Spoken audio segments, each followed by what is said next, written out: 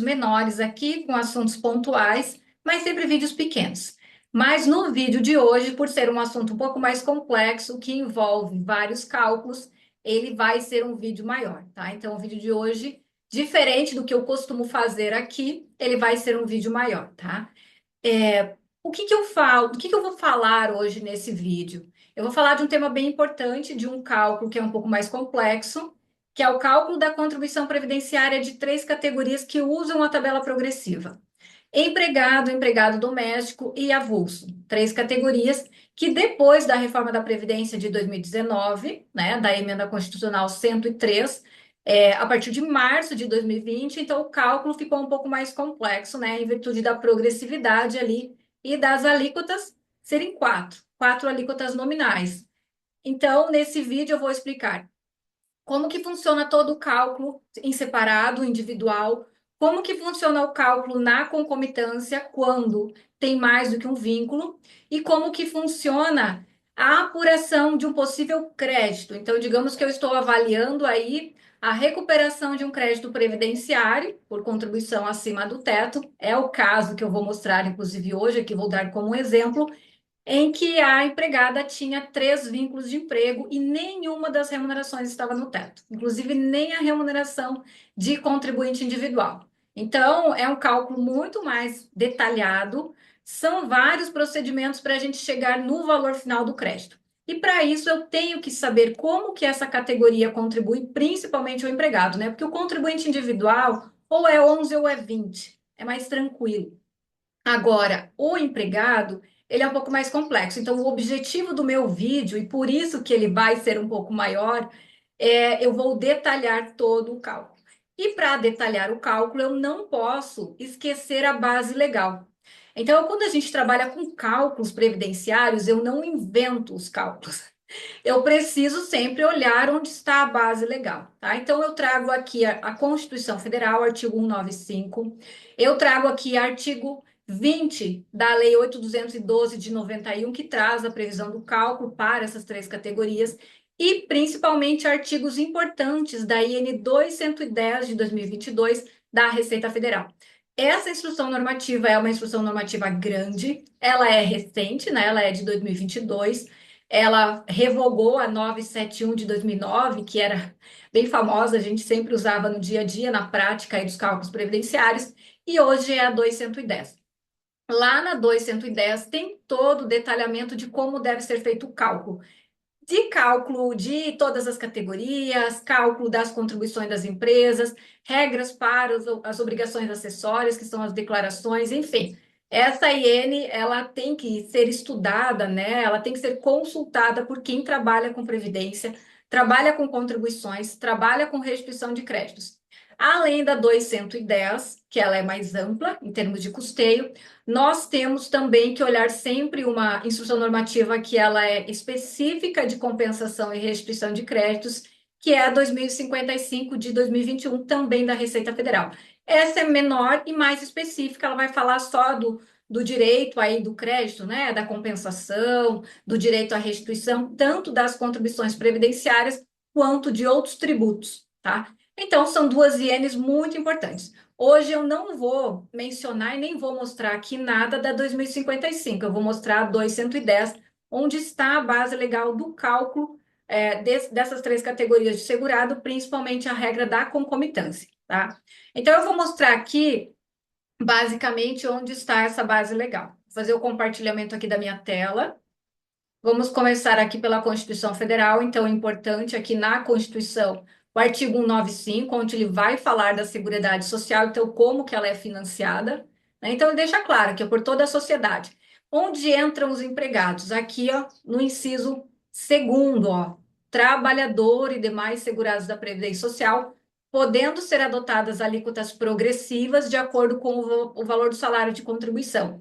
Então, esse aqui, inclusive, essa redação é a última redação, ó, trazida pela Emenda Constitucional 103, já trazendo aqui a previsão, né, de adotar aí alíquotas progressivas, que é o que vigora desde março de 2020. Então, esse é o artigo, assim, mais importante, onde está a previsão, Constituição Federal. Aí, depois da Constituição, nós temos a Lei 8.212, que é a lei de custeio. Então, essa lei aqui é muito importante, é a lei que traz todas as regras do custeio previdenciário. Aqui no artigo 20, ele fala da contribuição dessas três categorias, que contribuem aí pela tabela, né?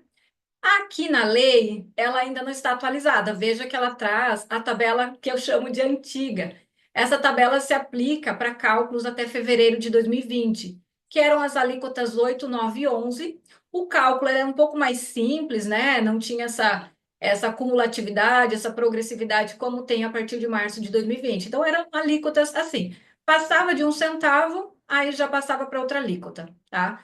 Então, aqui no artigo 20 da 8.212, nós temos a previsão da contribuição dessas três categorias, mas o mais importante, né, o detalhamento mais completo está na IN 210, que é essa instrução aqui, Instrução Normativa 210 de 2022. Quais são os artigos que eu preciso olhar quando estou vendo o empregado? 35, 36, 49 são artigos que vão tratar da contribuição previdenciária dessas categorias. Ó, vamos começar aqui no 35. Deixa eu só. Vou subir aqui um pouquinho até encontrar o 35. Aqui, ó, 35. Ele começa a falar aqui, esse capítulo 3, ele vai começar a falar das contribuições dos segurados, ó, do empregador doméstico e das demais empresas. Então, ele começa a falar das contribuições. No artigo 35, ele fala especificamente de empregado, empregado doméstico e trabalhador avulso. O que está previsto no 20 da 8.212 é totalmente aberto aqui no 35 e seguintes aqui dessa instrução normativa. Aqui a Receita Federal faz um detalhamento. Essa é a função da instrução normativa. Então, aqui na via administrativa, a instrução normativa ela vai trazer mais detalhes, ela não vai inovar, ela não vai trazer regras que não estão na lei, mas vai abrir esse entendimento, né, para que as coisas fiquem mais fáceis de serem operacionalizadas. A instrução normativa ela ajuda a gente a aplicar o que está na legislação. Ela diz como tem que ser feito, né, e como que a Receita Federal na via administrativa vai conferir isso, vai impor ali a aplicação de sanções, né? Enfim, vai fiscalizar as empresas, vai fazer toda a fiscalização. Então, essa IN aqui, a 210, ela é muito importante para a gente que trabalha com contribuições previdenciárias e recuperação de créditos. Eu preciso compreender quem é o meu cliente, como que ele deveria ter contribuído para fazer o cálculo correto da contribuição e depois fazer o pedido do excedente, né? Do que realmente excedeu ao teto ali em termos de contribuição. Então, vejam que aqui no 35 da 210, ele diz assim, ó, contribuição dos segurados empregado, empregado doméstico, mesmo que contratado para trabalho intermitente, empregado doméstico e trabalhador avulso. São as três categorias que já estão lá no 20 da 8.212. Três categorias que fazem contribuição através da tabela, né? Então, diferente dos outros, CI facultativo, que tem alíquotas de 11 e 20, aqui eles têm alíquotas diferentes, né, nesse cálculo da contribuição. Então, veja que aqui na IN ele já separa. Lá na legislação ele não separa. Lá na Lei 8.212 ele não separava antes e depois da reforma. Veja que a IN é muito mais rica em detalhes, né? Ela já faz uma separação, ó, como que deve ser feito o cálculo até fevereiro de 2020, que é a tabela antiga, né, antes da alteração pela reforma da Previdência, e no inciso segundo, ele fala do cálculo a partir de março de 2020, que é a tabela progressiva trazida pela reforma da Previdência.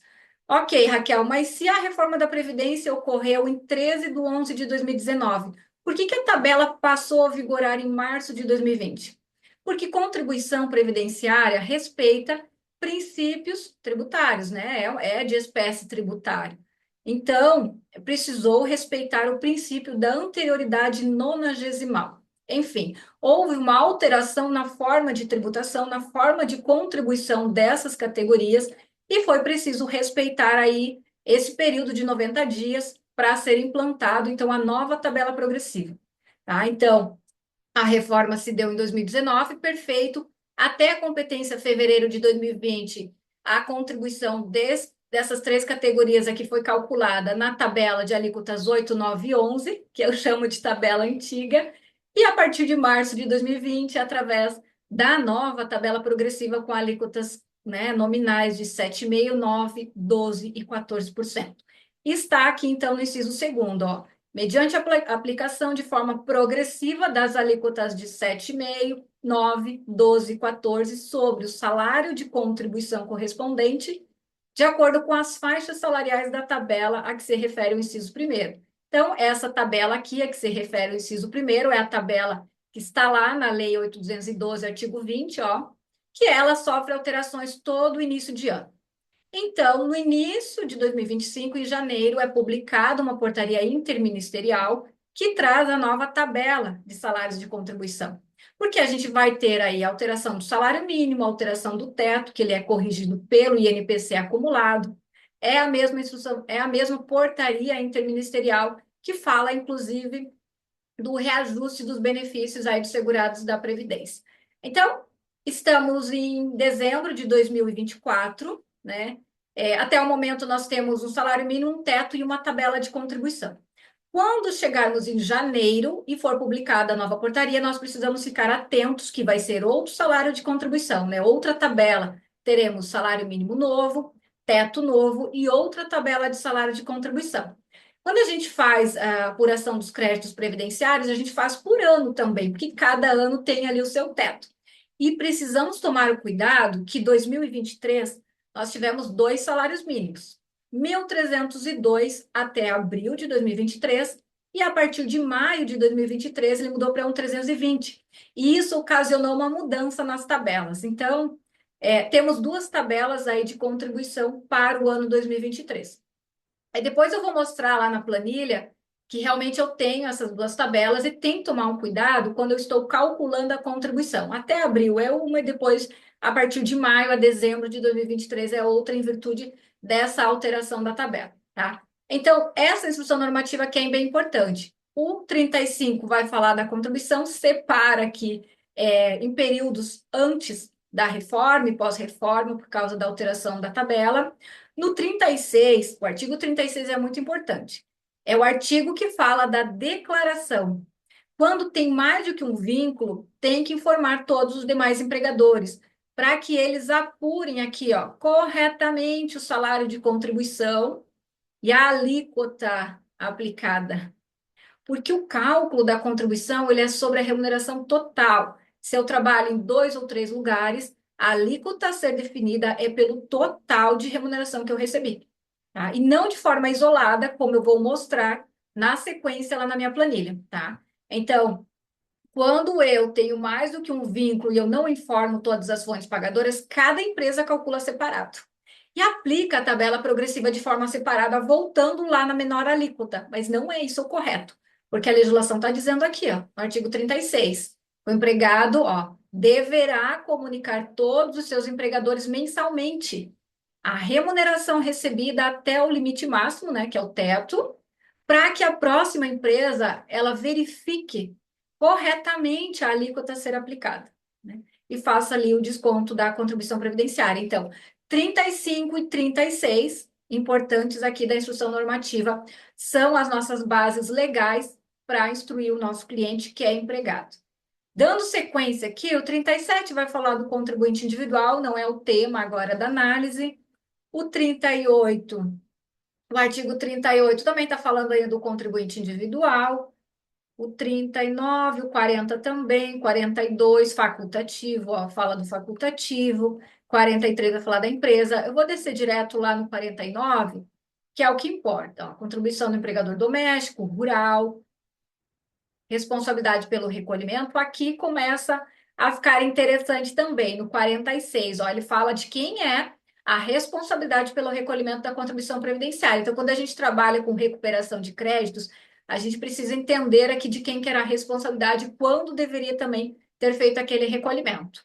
46, 47, ó. Quando a gente chega no 49, o 49 daí ele diz assim, ó, a empresa e o equiparado são responsáveis, né? E aí vai elencar aqui um monte de obrigações.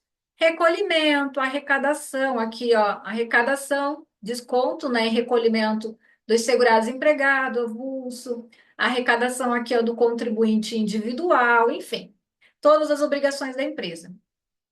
No parágrafo 2º, Inciso segundo deste artigo, a gente tem o detalhamento da concomitância dos empregados. Então, se eu descer um pouquinho mais aqui, eu chego no parágrafo segundo, ó. Parágrafo segundo.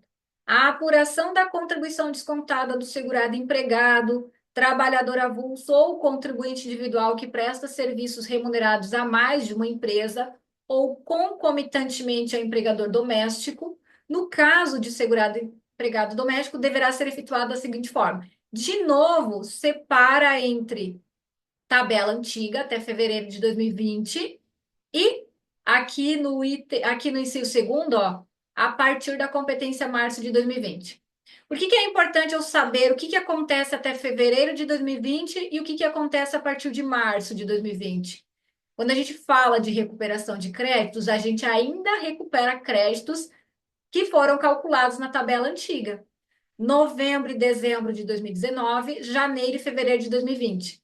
Era uma tabela, alíquotas de 8, 9 e 11.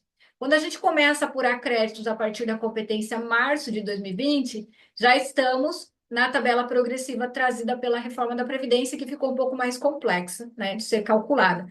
Então, dando sequência aqui, vai falar aqui ó, na linha A, ó, tratando-se de serviços prestados apenas por segurado empregado, empregado doméstico ou trabalhador avulso, cada empregador informado na declaração lá do artigo 36, aquela declaração onde o segurado ele vai elencar ali, vai colocar uma ordem. Quero que desconte primeiro nessa empresa, depois nessa, né?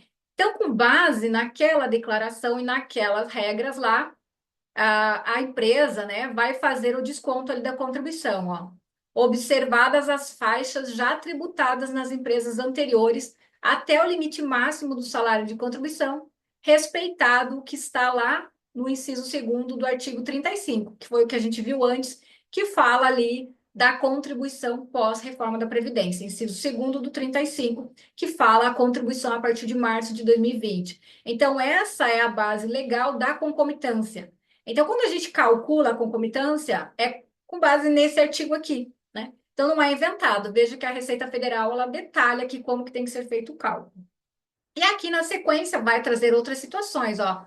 Tratando-se de serviços concomitantes, né, prestados por segurados na condição de contribuinte individual, nas condições de empregado, doméstico, trabalhador avulso. Então, aqui é quando já tem concomitância de empregado com contribuinte individual.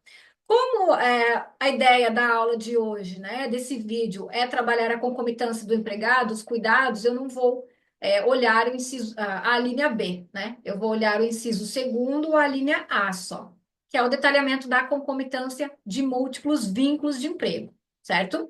Então, nós vimos que na Constituição Federal, artigo 195 fala da contribuição dos segurados, fala que pode, né, ser aplicado aí uma progressividade. Na Lei 8.212, nós temos o artigo 20, que vai falar destas categorias, e na IN 210, vários artigos, começando lá do 35. Enfim, toda essa IN que ela é importante, né, para quem trabalha aí com contribuições. Então, eu vou parar aqui a análise da legislação e eu vou lá para a planilha de cálculos, uma planilha que eu criei para cálculos, né, e restituições, e vou mostrar como que é feito realmente o cálculo destas categorias. Vou interromper aqui e vou compartilhar a minha planilha. Vou compartilhar aqui, então, a planilha Excel que eu tenho para os cálculos, para mostrar, então, como que funciona na prática todos os cálculos, todas aquelas regras ali que eu já expliquei na legislação. Vou fazer o compartilhamento dela aqui. A minha planilha Excel, tá? Então, como que eu montei ela? Eu montei ela para fins de restituição de créditos. Eu tenho aqui o teto, né, o histórico de tetos que eu preciso para o cálculo, Selic para atualização dos valores, um histórico de tabelas de contribuição, desde 1990 até 2024. A título de restituição, a gente utiliza só as que estão em vermelho, que é 2019 em diante, em virtude da prescrição, né? Dos últimos 5 anos. Aqui, 2019 até fevereiro de 2020, as alíquotas eram de 8, 9 e 11, né? Passava 1 centavo da remuneração, já ia para a próxima faixa, ó. 3.050 e 52 centavos era 9, 3.050 com 53 já ia para a maior faixa, que era 11. E 11% era o limite, então era a maior faixa de contribuição. A partir de março de 2020, quando entrou em vigor a nova tabela progressiva, trazida pela reforma da Previdência, as alíquotas nominais são 7,5, 9, 12 e 14. E a gente vai fazendo o cálculo, né, por faixas. Então, até o salário mínimo é 7,5 e depois vai seguindo as faixas. Eu vou pegar aqui a nossa última tabela 2024. Então, o teto de hoje é esse aqui, 778602, e o salário mínimo é 1.412. Então, tem um cálculo aqui até um salário mínimo, é a menor alíquota, 7,5%. Depois, neste valor aqui, nesta faixa, é 9%. Então, o que que é esse valor? É 2.666,68 menos 1.412,01, que é a segunda faixa, a 9%. Essa aqui é a terceira faixa, a 12%.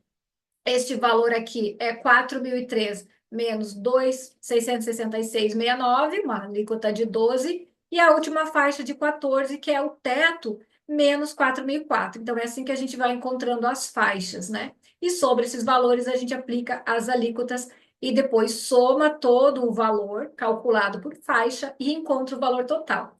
Então, neste ano de 2024, o empregado que ganha o teto ou mais que o teto vai ter uma contribuição previdenciária limitada a 908,86. Alíquota efetiva de 11,67. É o teto, né, o valor total contribuído, dividido pelo teto, que dá a alíquota efetiva. Então, veja que ninguém contribui efetivamente 14%. Isso aqui são faixas nominais, né? Então, eu vou aplicando e a alíquota efetiva vai chegar no máximo a 11,67. Ok. Aqui eu não faço testes, né? Esse aqui é só um histórico. Aqui nessa aba para testes eu consigo fazer, né, os cálculos. Então, 2024, digamos que tem um único emprego, ganha 15 mil reais. Vai pagar um teto. Sem possibilidade de recuperação aqui nesse caso, né? Independente do valor que eu ganhar num único emprego, poderia ser 50 mil aqui. Ou colocou 500 mil. Enfim, 50, 500, não importa. Eu vou pagar o teto, né? Então, aquela empresa, aquele sistema de cálculo, né, ao transmitir no e-social, vai limitar a um teto. Não tem aqui possibilidade de recuperação de excedente ao teto. Mas, digamos que eu ganhasse 15 mil reais na empresa A. A empresa A descontou o teto. Depois eu fui numa segunda empresa, fui contratada numa outra empresa, ganhando mais 5 mil reais. E tive lá o desconto de 518, porque eu não informei as empresas. Ganhei 15 mil na primeira, paguei teto. Na segunda, foi descontado mais 518. Isso aqui é meu crédito. Então, eu busco esse crédito aqui, porque eu já tinha contribuído, eu não informei nenhuma das empresas, ok? Agora, a minha planilha, ela está com fórmulas, né? Então, ela faz o cálculo. Mas como que eu faço esse cálculo? Então, vamos trabalhar aqui com os 5 mil reais. 5 mil reais. Como que eu descubro que é 518? Até um salário mínimo, a alíquota de 7,5, certo? Então, eu venho aqui na tabela, então, até um 412, 7,5%. 7,5% de um 412, 105,90. Aí depois, opa, voltando aqui. Na segunda faixa, eu vou tributar 9%. O que que é a segunda faixa? A segunda faixa é esse valor aqui, ó. 1.254,67 a 9%, que dá 112,92. Tá aqui, 112,92. Somando a primeira e a segunda faixa, eu tenho 2.666,67, que é praticamente essa última faixa aqui, ó, né? Eu ainda não tenho 5 mil, porque eu ganhei uma remuneração de 5 mil, mas eu ainda não contribuí sobre 5 mil, então eu continuo na próxima faixa. Aí eu vou tributar mais um pouquinho aqui, ó, na de 12, ó. Eu vou tributar toda a de 12, que vai dar 160 reais. Então, eu tributei integralmente a faixa de 12, que é a terceira faixa, que deu 160 reais. Porque se eu somar todas as faixas, eu tenho 4.001, né? 4 mil reais. Eu não tenho 5 ainda. Então, esse trabalhador aqui, ele vai até a última faixa. Então, ele vai ter uma tributação até a última faixa de 14%, porque ele ganhou mais. Se eu somar todas elas, vai dar o teto, certo? Então, nessa última faixa aqui, mas eu não vou tributar sobre todo esse valor, eu vou tributar sobre essa soma aqui até a diferença de 5 mil reais, né? Então, quando eu venho para cá, eu vejo que eu estou pagando 140 na última faixa, R$ 140. E aqui está dando 530. Então, eu vou pegar a minha remuneração. Não vou conseguir, está bloqueado aqui. Deixa eu voltar para cá. Eu vou pegar a minha remuneração de R$ 5.000 e vou diminuir as faixas que eu já usei. Vou diminuir essa, vou diminuir essa, vou diminuir essa. Eu diminui as 3 faixas que eu tributei integralmente. Quanto que sobrou de base para a quarta faixa? 999,99. Eu pego este valor e multiplico pela última faixa de 14%. E eu encontro R$ 140. Somo tudo, 518,82. Então, eu tive uma contribuição integral na primeira faixa, que é salário mínimo, uma contribuição integral de 9% na segunda faixa, que é esse valor, integral na terceira faixa de 12%, que é este valor, e um pouquinho na quarta faixa de 14%. Um pouquinho, né? 999, porque eu peguei o salário dele de 5.000, diminuí as 3 primeiras faixas e ficou um pouquinho para a quarta e deu R$ 140. Somo tudo e eu encontro a contribuição, tá? Então, aqui na minha planilha eu consigo fazer esses testes. Se eu colocar aqui R$ 20.000, ele vai limitar ao teto, né? Porque ela vai limitar aqui pela forma, vai limitar aqui a contribuição limite, né? Que é os 530 aqui, para fechar aqui a contribuição no teto, tá? Aqui, se for um único emprego, então não tem possibilidade de restrição. Se tiver 2 empregos, não informou ninguém, possível restituição, certo? Esse aqui é o cálculo independente, né? Eu estou fazendo um cálculo independente, como se cada empresa estivesse fazendo o seu cálculo na tabela progressiva. Cada empresa calcula e volta na alíquota de 7,5, na menor alíquota e assim por diante. Elas não sabem, né? O empregado ele não informou, não mandou aquela declaração lá do artigo 36. Então, elas não sabem que existe remuneração num outro lugar. Vida que segue, cada uma cumpre a legislação, fazendo a aplicação da tabela de forma independente. Aqui nos dados de empregado, eu tenho os exemplos de uma empregada que eu estou avaliando a recuperação de créditos para ela. Eu destaquei aqui um mês qualquer, junho de 2022. Ela ganhou 2.586,72 na empresa A, tributou em separado e pagou 219 de previdência. Saiu do segundo empregador, teve ali uma base de cálculo das verbas rescisórias, base para a previdência de 693,14, pagou mais 51,99. No terceiro empregador, ela ganhou mais R$ 3.000 e pagou 269. Cada empresa calculou de forma independente lá nessa tabela aqui, tá? Então, cada uma calculou de forma separada. E ela tem também um CI aqui, ó, de 11%. Veja que nenhuma das remunerações dela é teto, todas estão abaixo do teto, todas, certo? E cada uma foi fazendo a sua tributação, porque não foi avisado da existência da outra. E esse não é o correto, né? O correto é que o empregado ele avise todas para que a contribuição do empregado seja calculada de forma correta, né? Em virtude lá do artigo 49 da IN, que ele fala que tem que somar todas as remunerações para encontrar a alíquota correta e fazer o cálculo.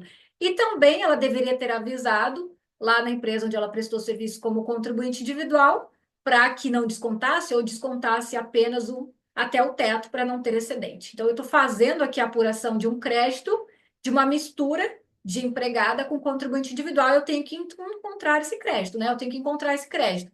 E veja que são muitos passos, né? Eu tenho que calcular as contribuições aqui de forma separada, minha planilha já faz, eu só coloco a remuneração e já calculo. E aqui no CI também, eu coloquei a remuneração, ele já fez o cálculo da contribuição. Mas aí eu tive que ir além no caso dessa segurada, né? Eu tive que ir além, fazer uma outra análise, porque ela não contribuiu corretamente. E por que ela não contribuiu corretamente? Porque como ela não avisou todas as empresas, o cálculo dela ficou R$ 174 a menor do que deveria ser pela regra da concomitância, certo? Na empresa U, o que aconteceu? O que aconteceu na prática? Ela pagou 219 na empresa A, 51 na empresa B e 269 na empresa C. Recolheu isso aqui, 540,39. Eu tenho aqui na minha planilha já esse trabalho feito. Ela pagou aqui, ó, 540,39 deveria ter pago 715 pela soma da remuneração total dela nos três vínculos. Ela tinha que ter pago 715. Ela ficou devendo aí de previdência nesta categoria de empregada, por ter três vínculos, 174,97. E aqui eu abro esse cálculo. Aqui a minha planilha faz o cálculo automático, aqui eu abri esse cálculo como um exemplo para mostrar como que é o cálculo na concomitância, tá? O que aconteceu e o cenário legal, o que deveria ter sido feito se ela comunicasse todas as empresas. A empresa A, que pagou para ela R$ 2.586, faria uma tributação integral até o salário mínimo, né? Porque aqui é 2022, ó, 2022, tá? Por isso que é o salário mínimo 212. 212 na alíquota de 7,5, 90 e 90. E na segunda faixa, ia fazer ali um desconto de 9%, mais 109,38. E a diferença na alíquota de 12. Então, essa empresa aqui, veja que na soma das três faixas, ela tributou o salário todo, a 2.586,72. A empresa A parou na alíquota de 12, tributou 7,5, 9, 12.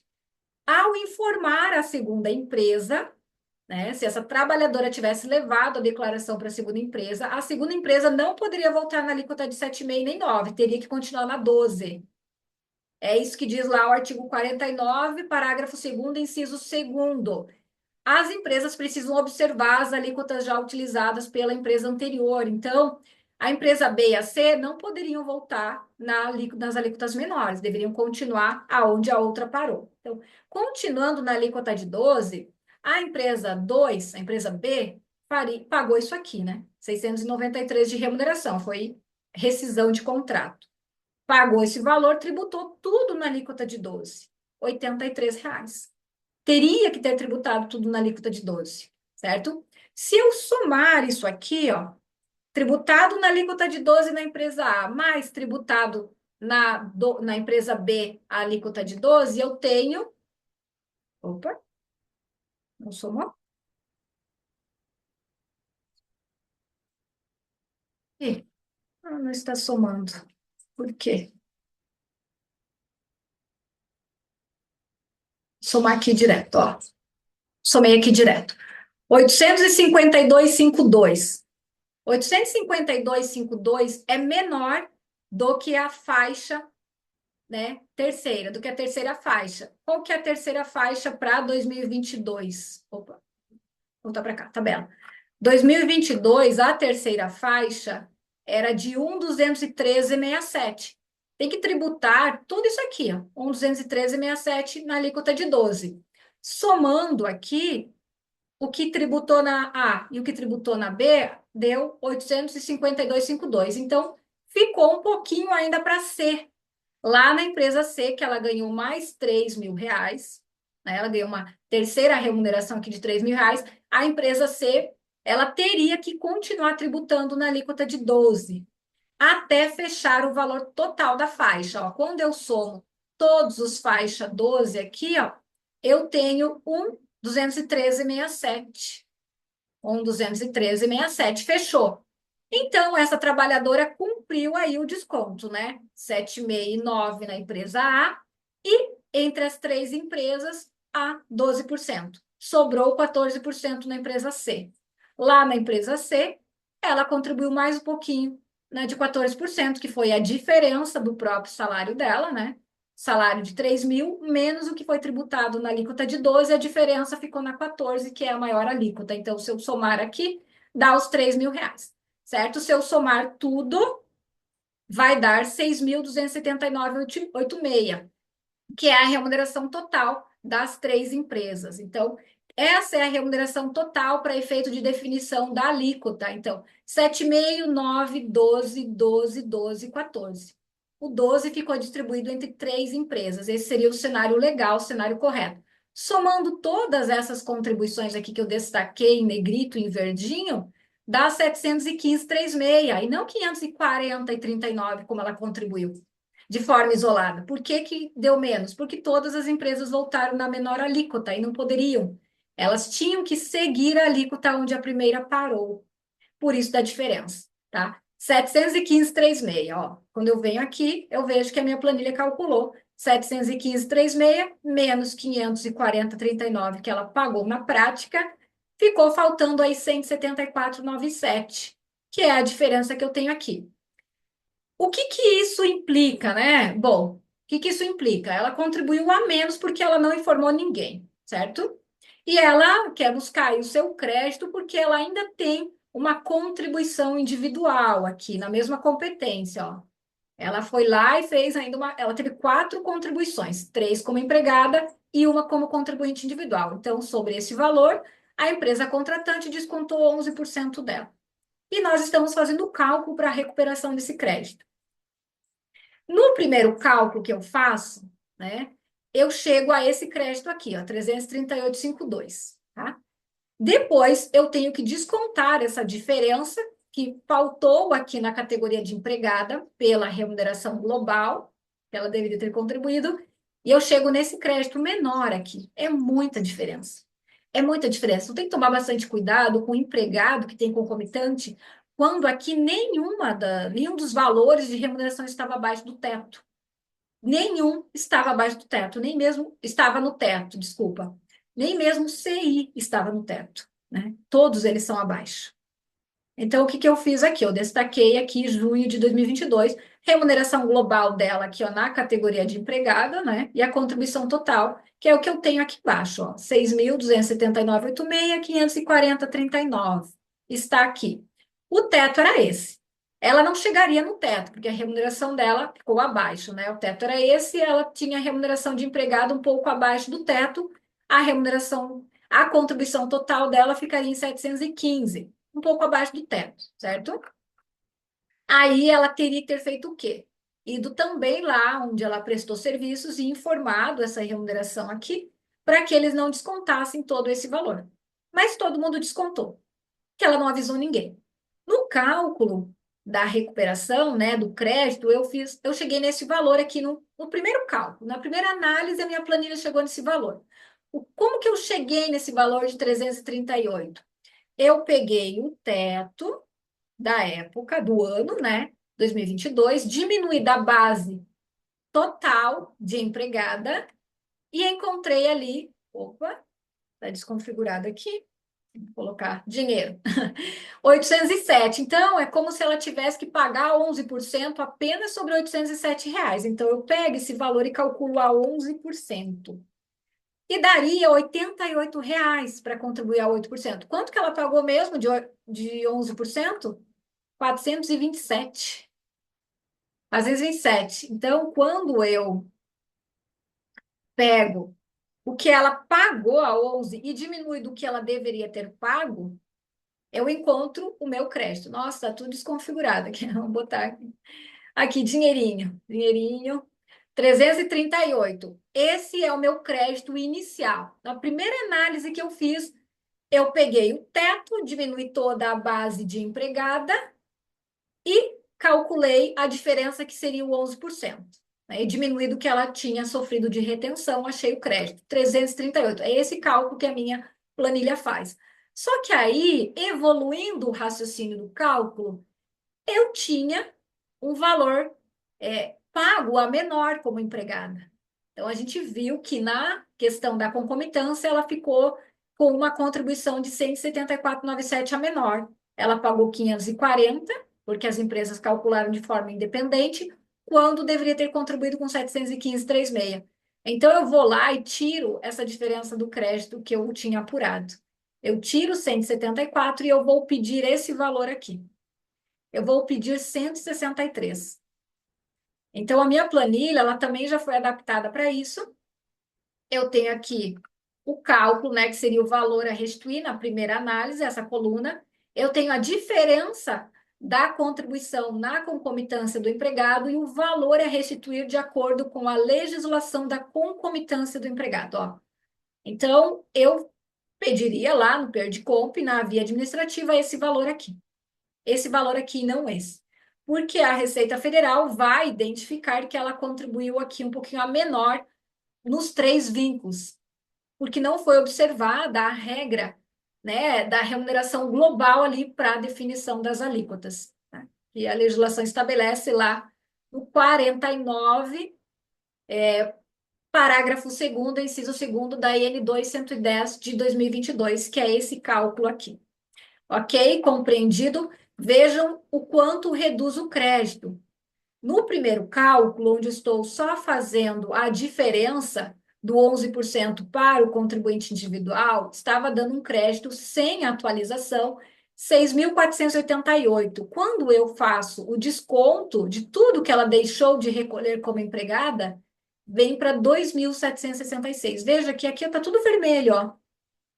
Tudo vermelho. Ela recolheu sempre abaixo, ó.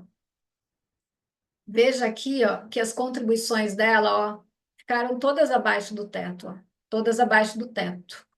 Todas abaixo do teto. Aqui eu tenho, ó, remunerações que passam um pouco do teto, ó, aqui, ó, passa um pouco do teto. Só aqui, onde passa bastante do teto, é que ela realmente teve ali aquele crédito, né? Aqui também passou, pouco do teto. Então, todas as vezes que passa um pouquinho do teto, ela não recolheu de forma correta como empregada. Então, esse é o resultado de uma análise mais minuciosa. Vejam que são vários cálculos até a gente chegar ao valor final do crédito. Aqui é atualizado, então a minha planilha eu também já arrumei as partes aqui, né? A planilha para atualização do crédito. Esse seria o crédito da primeira análise, e aqui o crédito pela regra da concomitância. Vejam que o valor atualizado, ele diminui bastante também. 7.617 para 3.327,01. Então, aqui nos dados do empregado, eu incluí, na verdade, essas 4 colunas para encontrar principalmente essa diferença aqui ó, da concomitância. Ó, veja que ela sempre pagou menos. Ó, 479 pagou 300. Só tem um mês aqui que ela pagou certinho, né? Que ela pagou certo, tá? Então, aqui que ela pagou a mais, na verdade. Aqui ela pagou a mais, ó. 835 era o teto esse aqui. Então, realmente sobrou aqueles R$ 83 ali de crédito, tá? Então, nessa competência aqui, ó, agosto de 2021 é o mês que ela fez correto. Os outros, tudo ela ficou com recolhimentos a menor, ó, em virtude da forma como foi feita. Então, frisando, essa diferença no recolhimento do empregado, que tem essa regra específica de cálculo de concomitância, neste caso aqui, se deu por quê? Porque todas as remunerações dela estavam abaixo do teto, porque todas as empresas calcularam de forma independente e voltaram na menor alíquota de 7,5%, onde o valor recolhido ficou a menor do que deveria ser. A empresa B, que voltou na alíquota de 7,5, descontou dela R$ 51, quando deveria ter descontado 83, porque a alíquota era 12. A empresa C descontou 269, quando deveria ter descontado 412, né? Porque teria usado alíquotas de 12 e 14 e não voltado no 7,5. Então, é bem detalhe, né? São muitos detalhes na apuração do crédito na concomitância de empregado. Eu vou parar aqui, eu vou interromper aqui. Então, finalizando essa abordagem toda do cálculo concomitante do empregado, primeiro eu vou fazer o cálculo em separado, né?